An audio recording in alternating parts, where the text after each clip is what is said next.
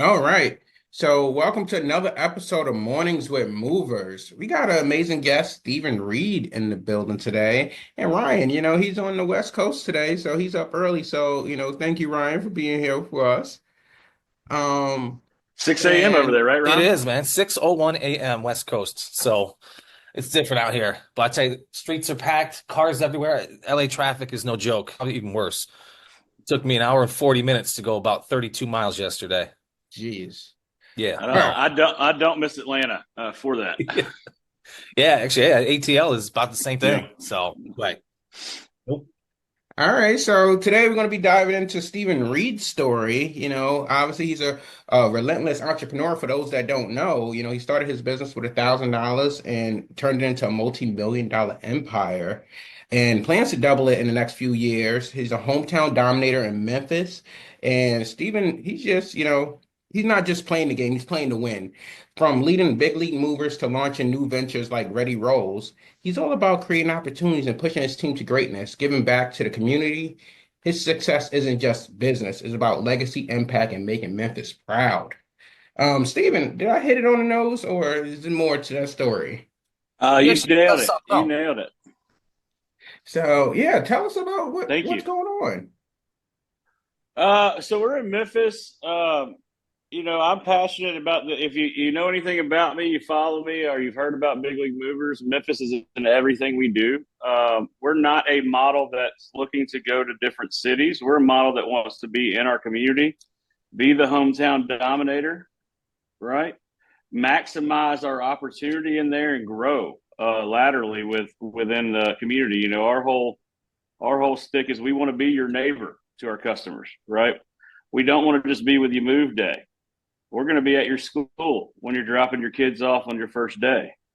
And we're going to be there, when, we're in the school activities, the community fair. We're going to be a part of your life and always be there supporting things in your community, and want to be there for those different transitions, the upsides, the downsides, the good times, the bad times. And that's the kind of approach we take with our customers. As a moving business owner, your day starts with a plan. But what happens when your movers don't show and that plan falls apart? Last minute no-shows. You're left to bootstrap, jumping in as an extra body. Yet sometimes, even that's not enough. This isn't just a disruption, it's a barrier to your business growth. Introducing Moving Force, your on-demand moving team. With Moving Force, say goodbye to no-shows and hello to peace of mind. With reliable, on-demand staff ensures you're never undermanned, turning your operational nightmares into a thing of the past. Moving Force, where every day is moving day and every move is smooth. Empower your business and keep growing without missing a beat. Join Moving Force today and move forward with confidence. Nice. No, that's what's up because you definitely want to stick to your actual territory and really just dominate. And that kind of reminds me of dang, I can't think of his name, but right now, but the guy that's out in Chicago as well, that has the big Yeah. company out there. Yeah. My buddy Brian, the goat. Yeah. Oh That's, yeah. yeah. Yeah. He's a hometown dominator too. I learned this lesson the hard way. I went to Atlanta. I did the big city in the South and did awesome. Grew it, blew it up. Then I had a logistics company and I did a seesaw where I was working all the time and never was in control. I always say that my business grew me. I didn't grow it for a number of years. And so I went to Atlanta. I chased the dollar. I chased the big money and learned the hard lesson. It's like, hey, I can look back at Memphis and I think I can get more out of my network and my time and have a work life balance by going back home. So I fire sold my successful Atlanta broach and growing branch and went back home and doubled down on, you know what? My vision was to be a hometown dominator. My company grew me to a place that it wasn't my vision. And I'm going to double down and go back home to Memphis. And Brian was a good influence of that, of staying where he stayed in Chicago. And it's like, it's very true when I look back. It's like one of the best decisions I've ever made is doubling down. You have an easier buck to gain more territory with the resources and network you have than trying to duplicate yourself somewhere else. Mm-hmm. So maximize that easier buck, right? Give back, spend that time giving back to your community and growing your business to get all sectors before you just go. There's commercial moving a lot of us hadn't hit, and we're opening up 2 residential branches, right?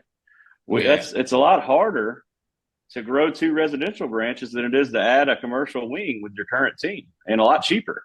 It definitely is. That hit home. When I look back, yeah. When I look back, that was a big lesson I learned the hard way. My family learned the hard way, and I'm grateful I learned that way, because I took that experience and said, I'm going to get an ROI on this. I sold Atlanta for the fire sale. It was good. Didn't lose anything, certainly. And I took every dollar I had, and I said, I'm going to find the best analytical consultant there is to never have this mistake again, never have these growing pains again. And I'm going to go find the greatest marketing consultant I can find. And I'm going to invest money in teaching me how to be a marketing mind. Right. And I'm going to go teach myself how to scale with a scaling consultant. So I spent that money on consultants flying in. A lot of people will hire consultants to, come in, and they think they're going to, hey, show up there and get my staff better. Man, that's an investment in yourself, because your staff might not be there. And I was there picking up the consultant at the airport. I was there with him, dropping him off at the hotel. You don't need a rental car, right? Let me learn everything I can every minute of you so I can stop paying you.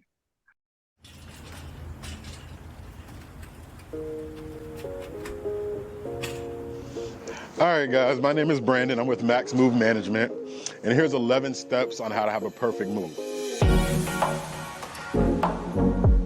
First one, the office should call, or your dispatcher should call the customer 2 days prior to arrival. The reason for this is just in case the customer has a closing on the house, maybe they weren't able to secure, a babysitter for the child or a pet sitter. You definitely want to call 2 days in advance. This helps the customer be prepared, and you make sure that you as well know that you're going to a customer that's also prepared. 2, the crew should also call the customer prior to arrival to the home. After the guys have already geared up, you got all your equipment in your truck, you got your address punched into your GPS, go in either the driver or the helper, give the customer a call or a quick text, let them know that you're en route to your location, and provide them with the ETA. This also sets the expectation for the customer to be back home just in case they want to drop their kids off to school. And that's how I spent that year that I fire sold Atlanta, is really give myself I call it a streets PhD on business, right? Learn from the best. And I went and traveled. I went and met a lot of my best friends. I went and tagged them, as I call it. So I play a human life game of tag that my whole life's kind of dedicated to it. So that's how I met Ryan. I like to reach out and tag somebody. You'd call it kindness, with experience that I have, knowledge that I have, make an impact. And 9 times out of 10, Ryan's going to look back at me and say, what do I got to do to tag you back? I'm it. And the 1 out of 10, you know what? Goodbye. It's okay. I don't even notice. Right. And I've been blessed to play that game of tag where I reach out to people and help them with any ways that I know how. And I know I have enough holes in me to know that they can help me somehow back. So, yeah, no, that makes a lot of sense. Well, don't tag Ryan with the ice bucket challenge, because he might end up tagging me, and it's too cold for that right pass now. it on. I think, honestly, man, Steven hit the nail on the head with that. I mean, you want to talk about a man who's probably one of the most authentic in the industry, probably one of the nicest, kindest humans. And I'm not just saying this to pump you up, Steve. I know I feel this way about you and all the things that you've done, but someone who definitely makes more deposits than withdrawals. And I think it's something everybody can take a page out of that book. And it's something I learned at a really, really young age from my father. With, son, you just like in the bank, you need to make as many deposits as you can, because someday you might have to make a little withdrawal. And if you keep continuing taking withdrawals, just like a bank, you're not going to have that money in there. So you have to always deposit in your people, in your community, in wherever it may be.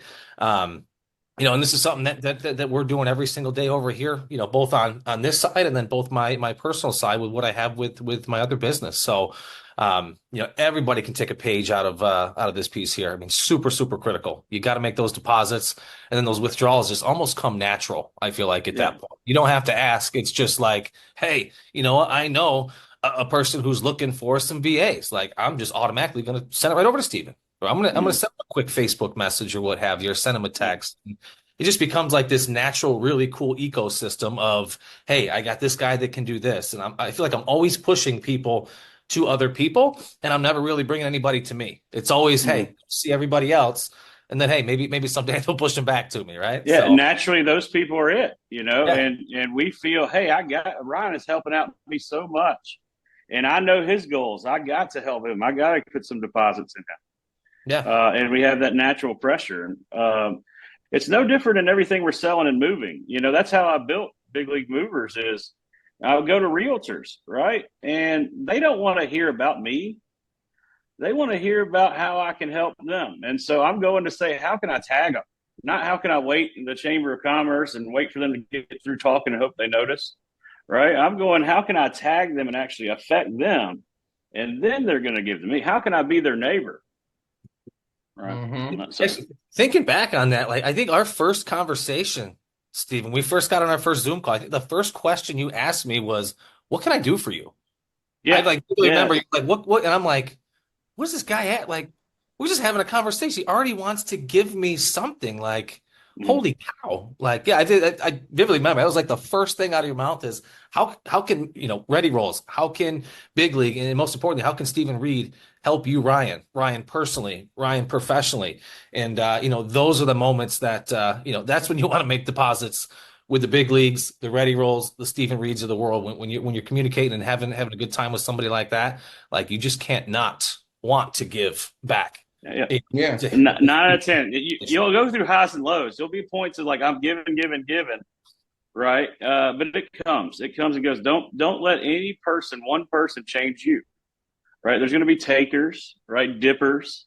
Oh, yeah. As my team, they educated me on dippers, as they call it. You can see my dip. Yeah. Podcast. I'm like, oh, dippers. Yeah, I got one in.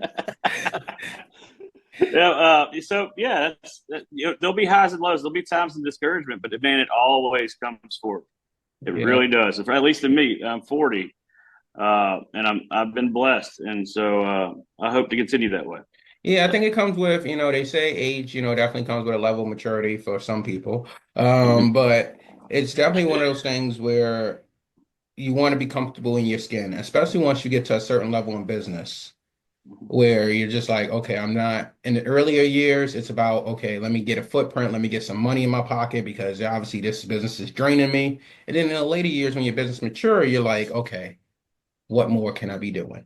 Because, it's easier for entrepreneurs to think, what's the next best thing?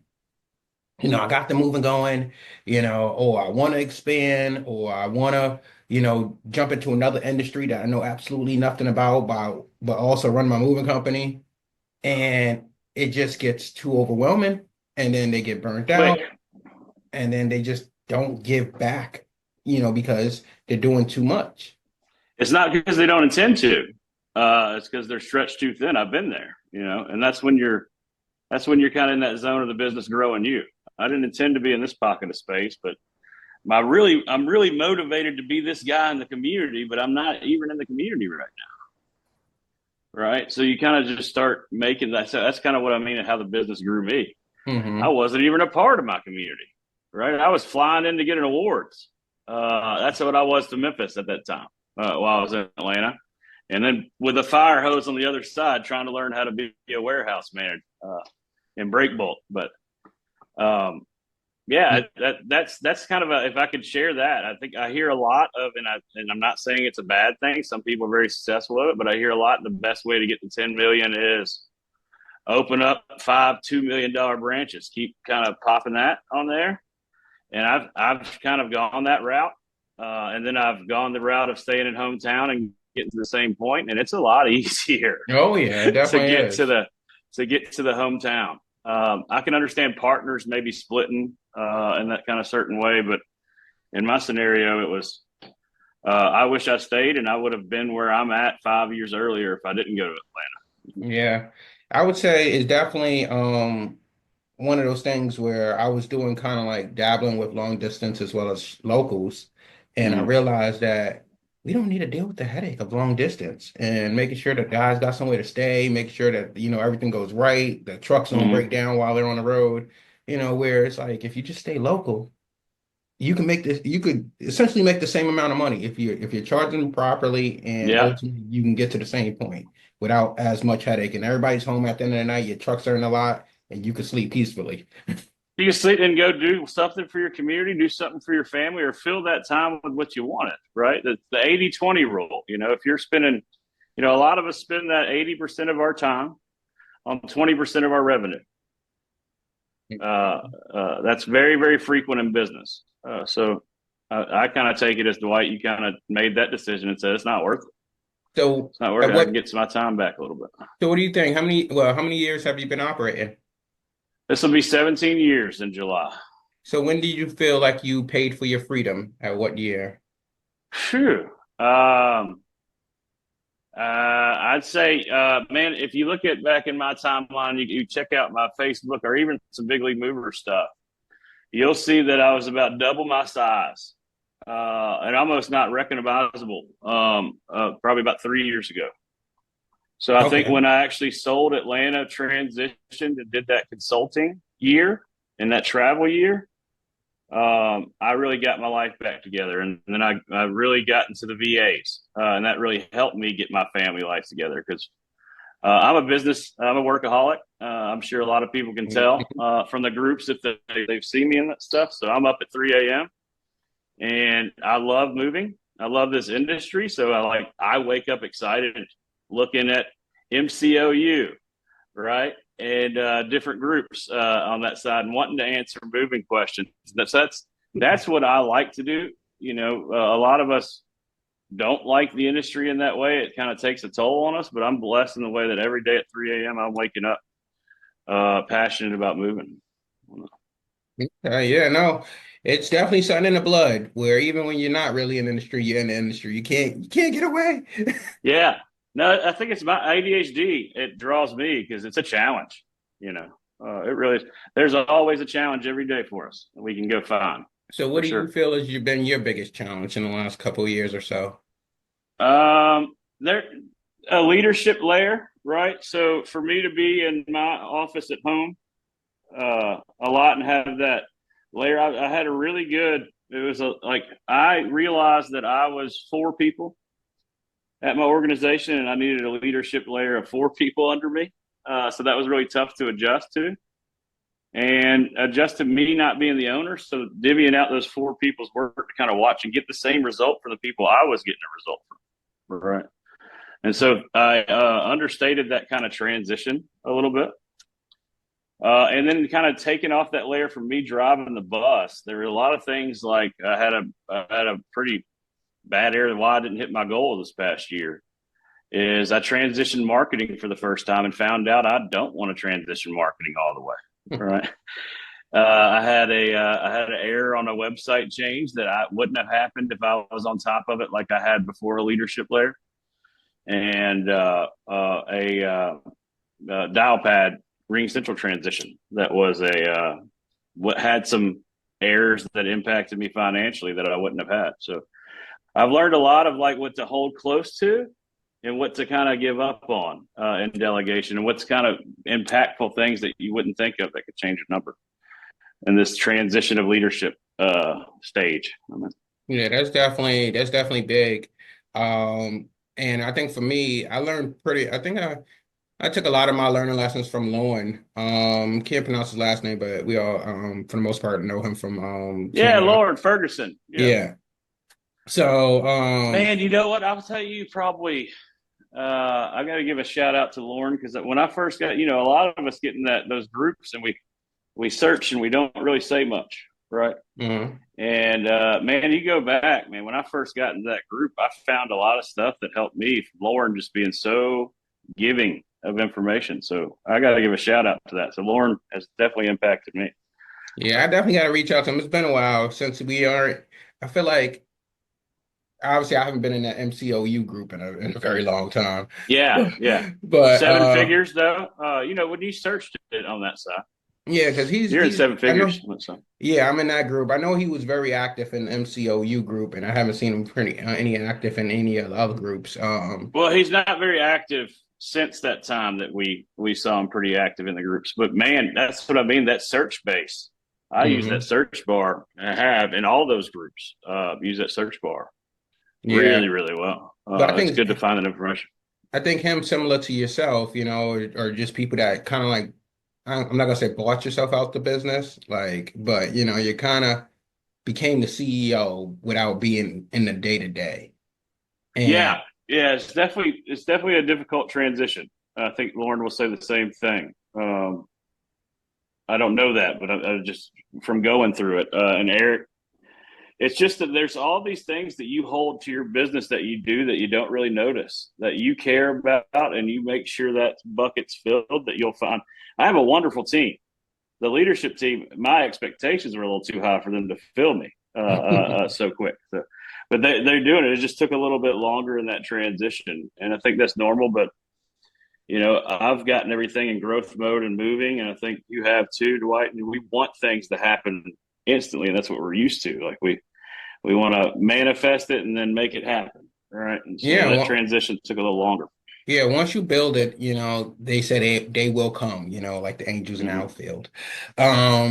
But it's one of those things where you just got to build the systems. And for me, when I started to be able to delegate to my staff, when I had a general manager, a sales manager, a financial controller, it was one of those things where, hey, what what do I need to take off my plate? Yeah, And literally write down to-do list and roles and descriptions.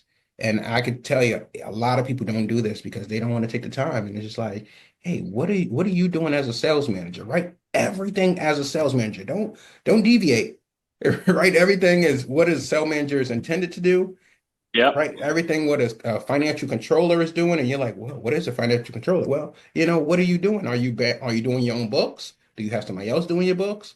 yeah. Um, And you no matter know, how small or big you are, somebody's doing the controlling, right? hmm It's probably you, but and somebody's doing that role and responsibility at the org. just And be able to let it yeah, go, ultimately, if you yeah, want to to a right grow. expert. Yeah. And that's kind of what I built at Ready Rolls. Not to segue that, but that's kind of my how I built a scale system for moving company owners on that side. That's kind of my driver is how can we do this affordably? How could I have done it if I had VAs when I started? VAs instrumental all through my business, and how I kind of rebuilt my business to get my time. And that Ready Rolls is a VA service, but a Ready Roll a custom role is we'll hire anybody you want. We'll vet them. We'll find them. We're very good at that. I have the best recruiters, and we look for long term staff. But a ready role is somebody that we onboard, right? That's built for the moving industry, and we don't onboard them to do super move.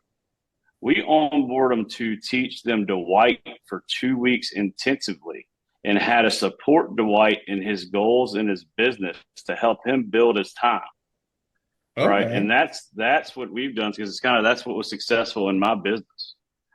And so we build in a pretty much a scale machine. So what we're doing is we're getting a long-term right arm for your business that learns your culture, learns how you operate, and fills holes.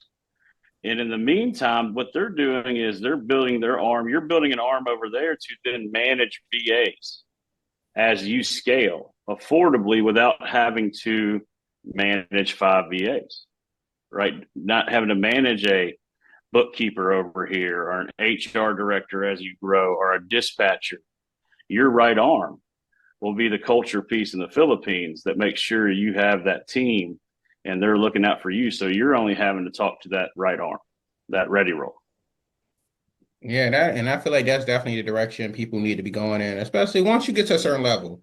Don't Yeah. think, hey, I'm at, not to say, 100,000 to 200,000 people, ain't nothing wrong with you, but at Yeah. that point, you could still be managing the business yourself. Bingo. Yeah. You definitely need to be managing your business yourself at that stage. But once you get to $1 million, I would say that's a lot of help. It's a lot of help from the get go. Because when I started, I mean, it's just kind of where we're going. as a moving industry. We got more demanding clients than ever. That's not going away, right? They want it real time now here.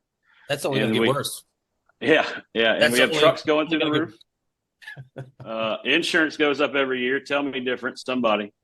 Oh yeah. All employees are going up because they need to pay their bills, and that goes on us, right? And so everything's going up, and so this is the only way I see as a moving industry we're going to be able to scale.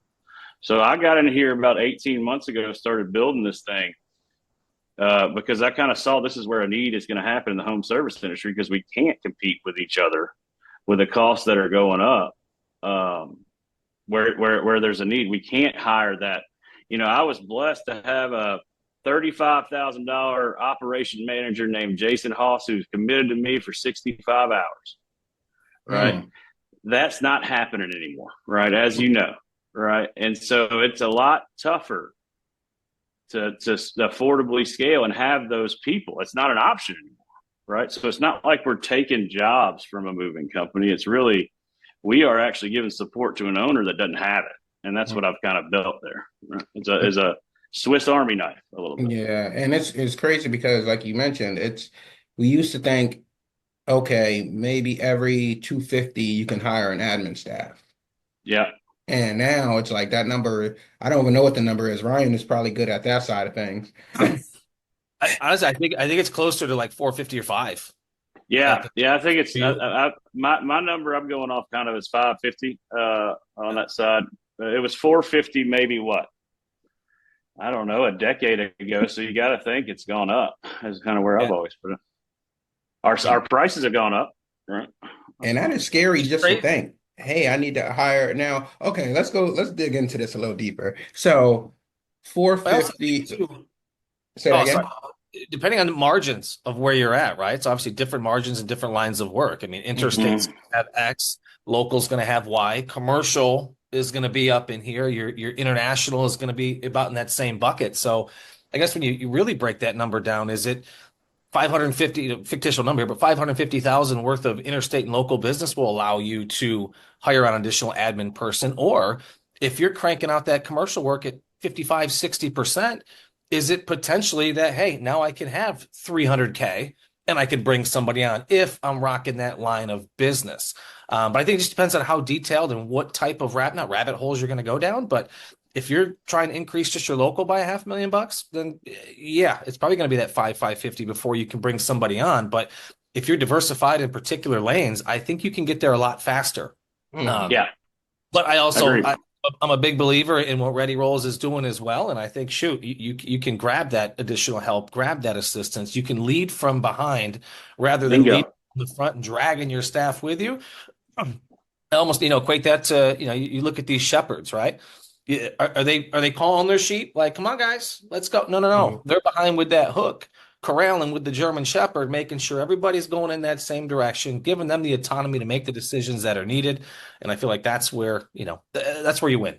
Yeah. And I think most moving companies are going in a direction of like, again, we're outsourcing and so like that.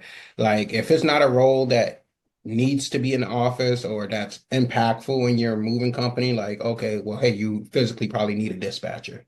You physically probably need an operations manager. Yeah. But if you don't need a sales manager there and at your place of operation, or you don't need sales reps at your operation, then it's like completely like, hey guys, get on the truck and get out the shop for the day, and the shop is probably just as quiet as can be for the day because. Well, that's what my so what we check in people day and night. So there's not a time a truck comes back in without seeing people. I'm big on coaching. Really, really big on coaching. Communication's key. These guys aren't communicated with, they're not happy. They might act like they want to run off, but if you're not saying good job or asking a question or have any interest in what they did for the day, they're not happy. You got to keep a dialogue going on. You got to check in. But, I'll surprise you guys, and I'm happy to kind of open the door to my operation a little bit. But, my dispatchers are both in the Philippines. My bookkeeper is in the Philippines, right? My HR director is in the Philippines, right? And so I have a lot of roles. You know, I found that I didn't replace my guys. What I did is I focused on spot checks. I focused on having a machine at dispatch. I focused on really having care with customers and coaching on every level to bring down claims and things of that nature with the money. But that's I didn't replace the guys with it. I got them to really just their job is not administratively. They're getting alerts to coach, right? They're getting, hey, your driver went 20 over. Here's a to-doist task that to remind you when they come in the shop today to make sure they know that's not okay. So All now, right. how do you Yeah. feel? You know, obviously you've been very successful at that, and I know that a lot of people find that challenging. But how do you, I guess, without going too far into it, but how do you feel you've been having success with a remote dispatcher? It's the best thing I've ever had. Like I would, you know, embarrassingly, my remote dispatcher, my discussion with my VP today is how do we fly her in here to talk to our guys over the expensive coaches and people that used to do the job. It's she's staying on top of everybody and the managers to make sure communications happen in my organization. Right. And so yeah, it's really been a transition. I'm a big task person. You mentioned Lauren, I learned a lot of task management from Lauren. I'm a little bit of more detail than that, kind of what everybody has. Everybody logs into my organization and they have their task and their list in Todoist. And everybody works together through that in a Slack channel. But yeah, the team collects payments. The team gives out of bounds, blows the whistle. It's part of our culture, but they give alerts in nice ways to say, hey, this is something that happened today or a customer said, so we want to make you aware of it before you come back and talk at the office. And our guys, you know, they think it's annoying at first, but then they end up saying, man, Rain's right. I couldn't do this without Rain. They come depended on it. Rain, you answer the phone. Rain, you're always there for us. Rain, the customer needs this. Rain, thank you for letting us know that mid-move check-in. This customer's not so happy because she's smiling to us, as you know they do. Right. No, that So makes a lot of sense. So who would you say would payroll, be? they're closing out the jobs, right? Job costing and things of that nature on each job. So I'm able to have a lot of attention to detail I didn't have prior. What would you say is the most important personnel to at least have physically in present for you to be able to do what you need to do? It kind of goes on my weakness, but operation manager, I think, right? Somebody actually there to help you with all the manpower. Okay. You got kind of the double sides, right? You got your operations and you got your sales. You need somebody to cover ground with you. If you're not going all online or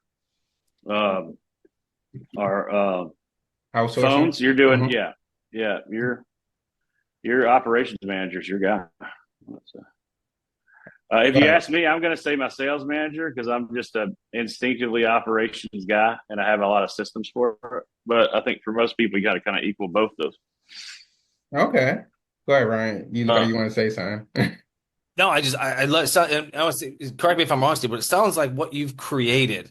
And if you look at kind of the traditional moving company, I'm going to kind of transfer this over into the airline just so I don't screw this up and say it wrong. But most moving company owners, like let's think of them as the pilot of the plane, right? So they're flying that plane. Now they've got their flight attendants, aka ops, dispatch, finance, whatever, ultimately to take care of the passengers, aka the customers.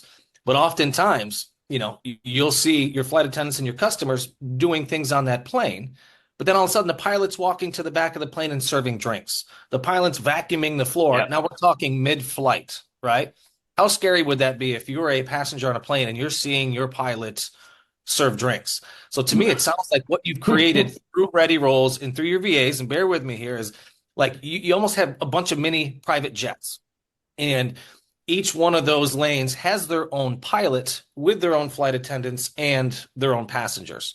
Bingo. That's like very, yeah. If that makes sense. And so everybody basically is their own business owner in their own segment of the piece, which ties into the ultimate equation. Everybody's taking off at the same time. Everybody's landing safely at the same airport that they're supposed to be at. Is that? That's right. Yeah. Have a crew. At my organization, as I've scaled, and I'm right under the 8-figure mark, is I have my staff I gave, instead of me just having an assistant like I had, as I grew, I realized, wait, they're not having the work-life balance that I have. They're not having the success that I have. So my VP that's kind of houses the sales and operations, has a ready role, right? And that ready role has learned and scaled with him through changes, and then has a staff of sales reps, an inside sales manager, 2 sales reps, and 2 dispatchers, right? And Matt, my VP, only has to talk to his ready role, Matt, right? But my staff is all aligned, culture's aligned because of the time that Matt put in with Matt to get there and start scaling. And so office manager, right? She has Audi, and Audi's her ready role assistant. And under Audi is a level 3 bookkeeper and an HR manager, right? So now I have another segment of business that is delivery, which is kind of the same notion. You have the side and that other side. So that's how I've kind of scaled and built it. I met with Larry O'Toole. I had a pleasure to go Oh, great guy. travel to his facility and meet his team for a whole couple days in the war room over there. And his whole leadership team has been the same, which is wild to me. He does not have turnover whatsoever.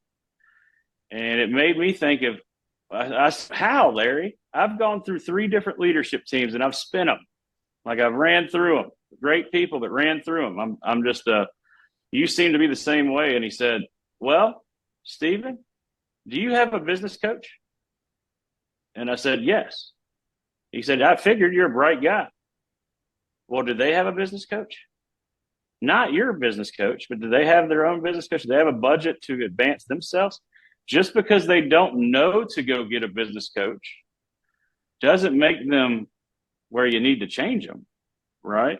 And so the same kind of thing on the business coach side is like, well, hey, the assistants would actually makes me have a happy life in this, right? So I need to add the same support to them, right? And things that happen through growth too. There has been turnover in our staff in the office, right? The American office, where we didn't know this, but we didn't actually replace the role again because the assistant was doing 80% of it. So we only had to pick up 20%.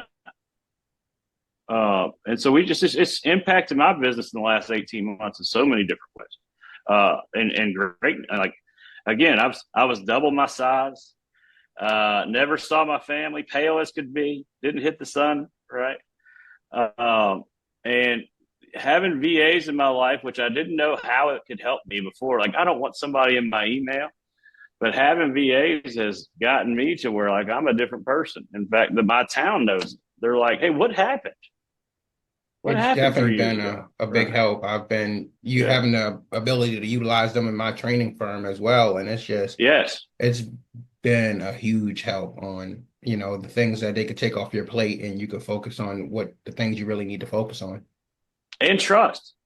That was a surprise that I had going into the Philippines. Is they're a Catholic culture, honesty, right? Traditionally Catholic, and Asian culture, which is pleasing, which is a mixture that's kind of rare in Asian culture. And so, I really get answers of, hey, did you do that? No, Stephen, you gave me 3 other priorities.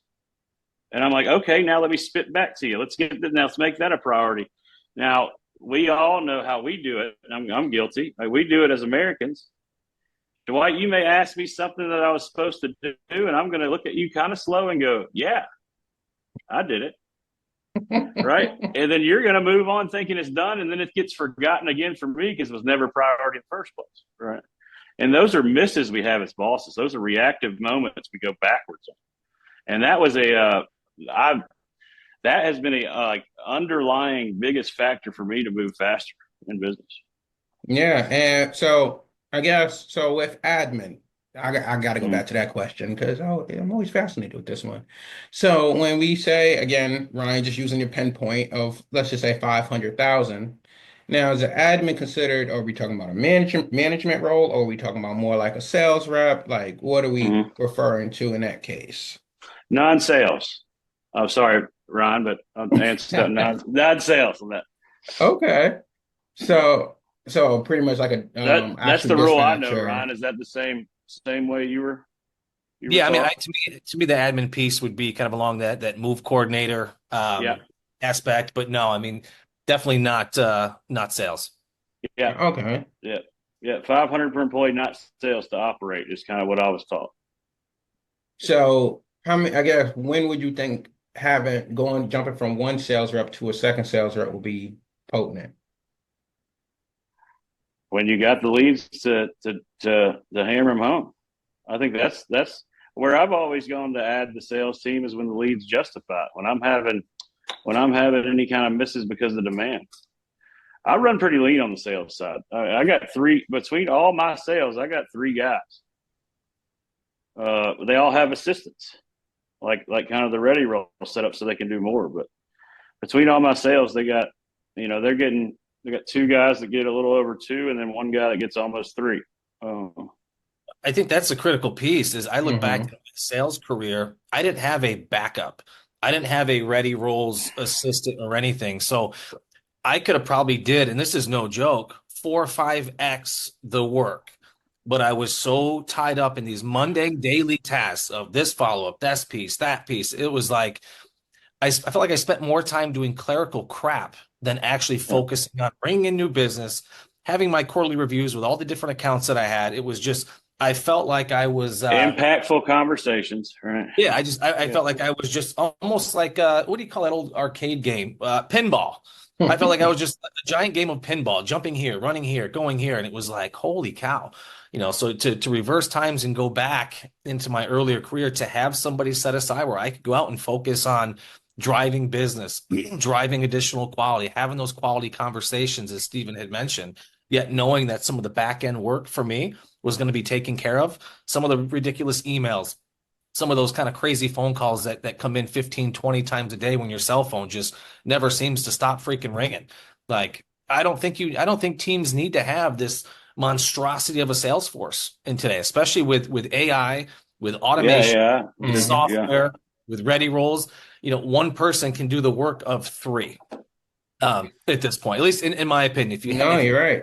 And is the in cr- place, and the crazy part is the world is changing anyways. Like, Mhm. not to talk politics in a sense, because I don't know a lot about it, but just listening to the new president talk yesterday on live or whatever the case is, and he talking about creating over 100,000 jobs, more jobs or whatever the case is. It's not, in my opinion, it's not about creating more jobs because people don't want to work as it is, and maybe Yeah, they do want to work, but they really want to work more or less for themselves because that's why they're doing the Door Dashes, they're doing the Instacarts, they're doing all these things because that's a good observation. No, being at an actual place locked in for 8 hours of your time that you can't get back, like I feel like a lot of people aren't going in that direction anymore. Yes, Mhm. it was a I feel like maybe the job market is a little more secure because people can't really be affording to lose people because they know how hard it is to hire. But at the end of the day, people just want to kind of like do their own thing. Yeah, and this is freedom. right. Yeah, and this is where if I were to jump back, and I don't know if I ever would, I'll always stay in the industry 100%. I love this industry. I will die in this industry. Now, will You I can go never back to, leave. We never leave. no, but will I go back to the day-to-day ops of an organization? I don't know.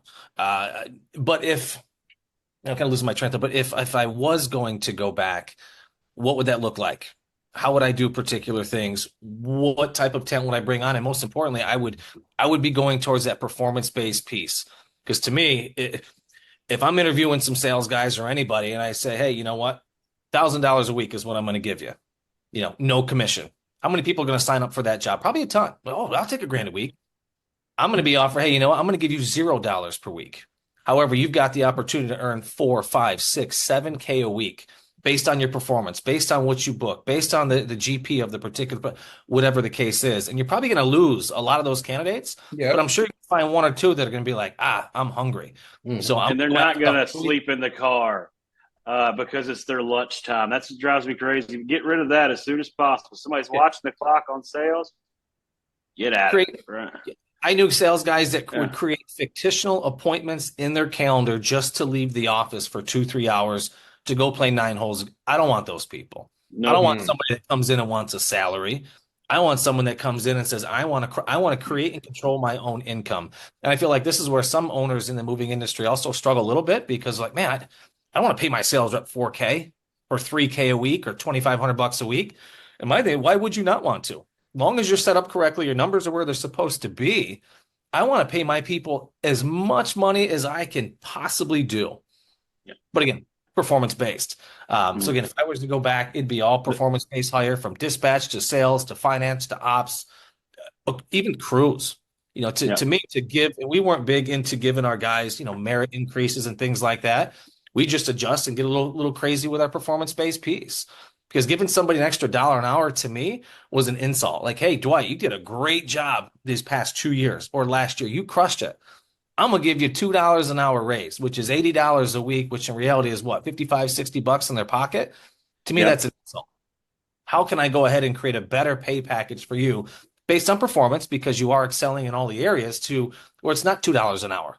It might be an extra 10, 12 grand at the end of the year. Like something that's actually, attractive for once. Ryan, I want to add to that because I've done it. I've done that and I've seen the success, and that was part of a transition in my life of the performance pay. And I've seen the other side of that of not. So I think it's very important when you do the performance pay is your job at that point is reminding them what they didn't get because they don't see it that way. Right. Yeah. So you got to have constant reminders that this was on this is what was left on the table today. This is what was left on the table today. This is what was left. This is what you came to work to do. And this is a reminder of what you didn't get. Yeah. The next day they're coming in.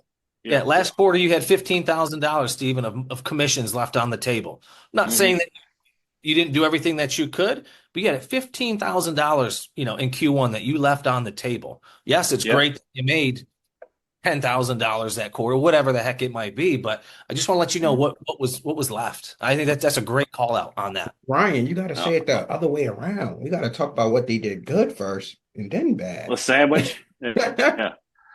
Well, that is good. You got to deliver it as good. You got to deliver it as like I'm excited to give you this opportunity. This is what we left on the table, though. What do we got to do to change it? We're both here, right? Now we have another month to go ahead. Right. And I do that down to the movers. We check in our guys and we're like, hey, you could have got $300 extra for reviews. Would that have changed something in your life right now? Oh, yeah. And, they need that reminder because then they have that bill and they're like, man, I could have. I'm doing the same amount of work. Why don't I just get better like these guys that are asking for reviews? They're getting celebrated. Now, question with that. Now, I know there are some CRMs, one particular CRM that I can't remember the name, but nevertheless not important, that actually gives each mover and driver gets kind of rated separately, and maybe because they're on different crews and stuff like that. So it's kind of like even when the crews get rated for internal review purposes, each of them kind of got their own level of, hey, this person was a 4.5, this person's a 5-star, etc. Yeah. From an individual level. Do you guys use something like that, or do you guys, kind of just go off of, hey, okay, you guys got a 5-star review on Google, you guys are kind of doing what you need to do? We're doing the 5-star review on Google, but I got to say to that, I am never.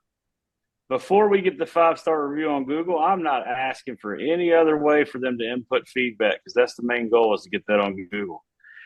Me getting it through my software is nice and gives me a lot of data to improve, but to help me grow my business, I don't want to waste them. I already gave feedback over here. I'm not giving feedback on Google.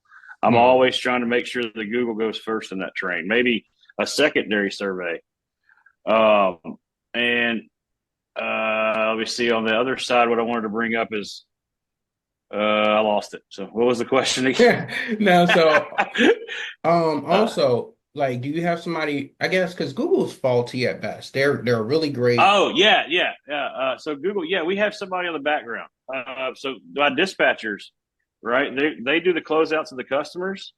They actually check why they're calling to see because they always have our Google pulled up. And they're checking to see if there's been a new review, right? And so they're crediting those drivers because sometimes, they'll go away or whatever it is. They're crediting those drivers right then and there for getting the Google review, right? And if there's not a 5-star review, we're setting a task and telling the customer we're going to follow up when the movers aren't right in front of your face, because we're wanting to just get some more feedback. So you mind if we call you back Monday?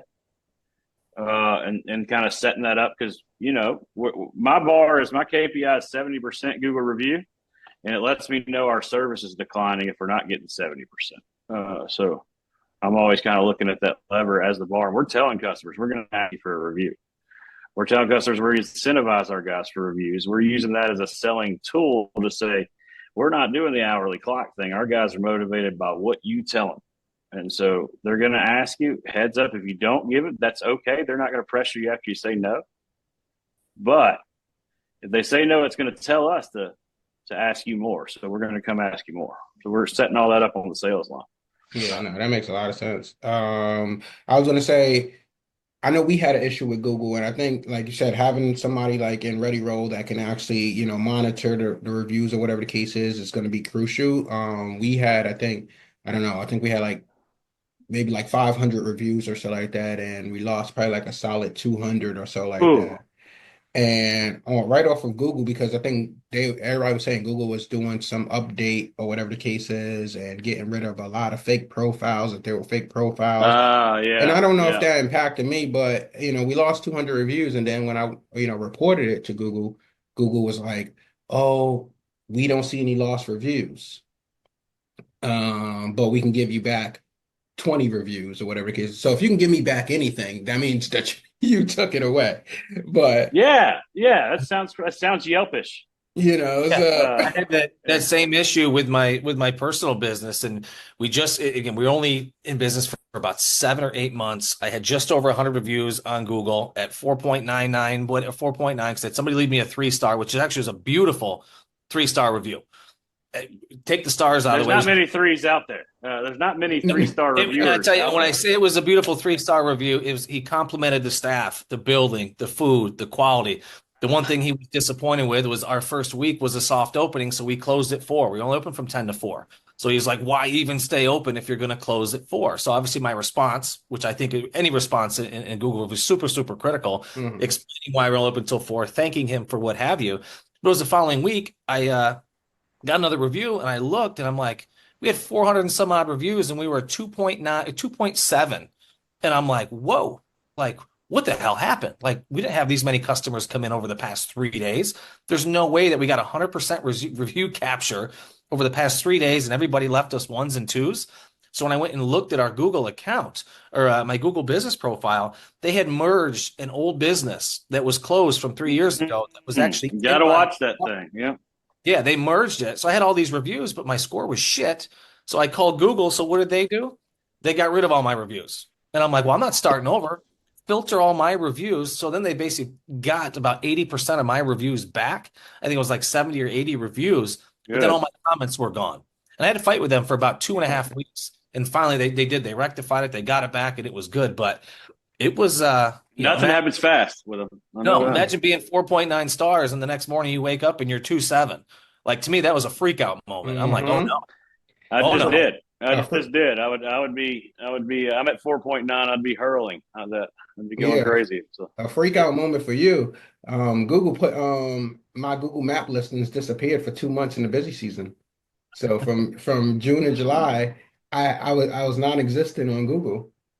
And man, I'm sorry. Yeah, that's where you make it. That's where you're like, hey, I got the money. I'm gonna make it, and sales are here no matter what. And that's where you're like, what happened? Gosh, I'm sorry. Yeah, and I'm like, in the busy season, you couldn't disappear in January, February, like, and then they're like, we don't know what happened to your profile. Oh, you had a duplicate profile. I'm like, I've only had one profile. Yeah. So, hey, make it to where, like, on my page, on my computer right here, every day that I get into Google, it's my Google location. So that's like, instead of me going to google.com, my homepage is showing me my Google location. Of course, it's Google, so you still one more click and you're searching, right, or at the top or anything. But that helps me. That's a little trigger I have to kind of stay on top of that too. But of course, Dwight, you need to get a VA to watch that on that side too. Oh yeah. No. So we write the reviews. We push reviews, but if you're not using this too, That's how we onboard VAs to pay for themselves. So part of my onboarding is some of the tricks I do. So that every review you get, that's also going to go to the realtor that sold the house, even if they recommended you or not. Right. And so you kind of going to keep educating people of the customers you got, because they have an influencer that was tied to them that didn't influence them, but they can now. You have a customer. All right. So we try to use that as bait to get you with that influencer. Hey, you have a client. It's been a pleasure working with you. I just wanted to give you the feedback of your client. It was, and then also they feel like they have to talk to you. You're talking about their client that just paid them. Right. It kind of adds that pressure Okay. for response. So we use So, different ways on that side, but reviews are so, like, use them, flaunt them. These are real people. If you get a local guide trigger on that Google, boy, advertise that sucker. yeah. And getting website banners can help as well. Having your reviews just kind of like just rolling by on the bottom or top, wherever it makes more Yep. sense. But So important. I know we are getting to the top of the hour. So, Stephen, if you wanted to just let everybody know about Ready Rolls and how, it could help their business. Yeah, I think we could just sit here and talk about this stuff all day, right?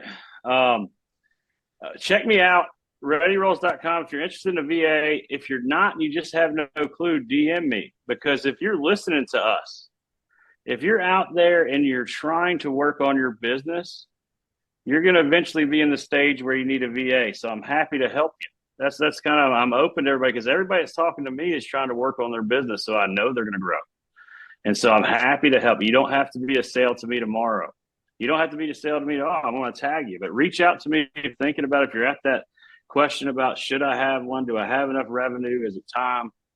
Happy. If my answer is no, I'm going to tell you no, but then I'm going to tell you, here's what we need to do to get you to where you need to Ready Roll, right? Let's get you some sales. Let's get you some leads. How can I help you get there? What we charge, we're not in it for, a lot of these companies are charging a certain dollar amount per hour, $15 an hour per se for a VA. What they're doing is they're then going to pay the VA $4 an hour. They have a big, heavy team managing those VAs, right? Not saying they don't have the cost. I don't have that same cost. I'm keeping my team lean, and I'm looking for a scale person first. So I'm putting a manager in your location first instead of having a person that has to manage. And so we charge $2,400. It's one time that covers our high vetting that we do. That covers our 2 weeks of onboarding. After that, I'm going to connect you, teach you how to do it both ways legally where there's no risk, but I'm going to connect you to where you can record your screen of everybody and have visibility, and then pay somebody in the Philippines. But I don't want to take from that person in the Philippines. I don't want to take from you, because I'm not doing anything after that, right? I'm building you a scale machine, and then it's growing with you and helping you. So in comparison, I'm saving you a significant amount of money. And that case study I just talked about is $14,000 on a year, or the product I have set up just to other traditional VAs where you're paying hourly. I'm in it for win-win-wins. Right. I'm in it for that person that we're sourcing in the Philippines. It's how I'm driven. I'm in it for you guys, and I'm in it for long term. That's kind of the name of my game. And I know the moving industry and happy to help. I'm enjoying this. This has been a way for me to actually give back to the moving industry, be able to sell something to it. Has allowed me to have the time to be able to kind of guide people and kind of consult people a lot and answer some questions. So I'm enjoying it. DM me, Instagram. I'm old. So I am the Stephen Reed. I made it. I don't have any numbers. So StevenReed. Facebook, I'm out there on all the groups. And readyrolls.com. That's actually special to say because it's ROLES, not ROLLS. It's in a role in your organization. So readyrolls.com, but really accessible. So send me a message. I'd love to talk, get to know your business. Oh yeah, awesome. So you guys heard it firsthand from Stephen Reed, Big League Movers and Ready Roll. What would we say, CEO? ReadyRolls.com. Yeah, ReadyRolls.com. Well, I know I'm talking about your title, but yes, ReadyRolls.com is definitely the place to go. Yeah. But I am CEO though. Yeah, that's right. So Ryan, anything before we take off? No, I can't follow what Steven just said. Everything he said, 100%, right? No, but LA's waking up here. It looks like it's going to be a nice day. We got a really cool event going on this tonight for LA folks. And yeah, no, just keep on crushing everybody. It was a pleasure seeing you, Steve. Always Thanks for every having time me, we guys. chat with you, man, always learn a little bit of a nugget or two every time that we chat. And Dwight, thanks for having Same us to on. you. Oh yeah, Same to you definitely, on definitely. that. So again, everybody that you got gems or anything like that, like, comment, and subscribe down to the channel below. And we'll be out here again next week. Thank you again, Stephen. We'll look to have you again on the show. Appreciate it. And thank you guys for all you're doing for our industry. It's a lot. I appreciate it. All right, y'all, keep crushing it. See you guys.